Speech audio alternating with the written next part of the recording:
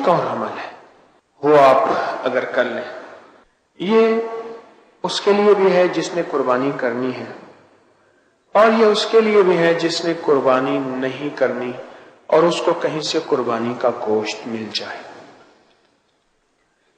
ये सबके लिए है। एक बोटी ले लें या एक गोश्त का टुकड़ा ले लें। एक बोटी से लेकर गोश्त के टुकड़े तक ये अमल हो सकता है। बोटी से लेकर गोश्त के टुकड़े तक ये अमल हो सकता है। ये हमारे अकाबिर ने अपनी किताबों में लिखा है। इसके बड़े फायदे हैं और इसके बहुत नताइज हैं, लेकिन शर्त यह है, जरा गौर से सुनिएगा, ये सिर्फ कुर्बानी के गोश्त के लिए अमल है। ये कुर्बानी के गोश्त के लिए अमल है।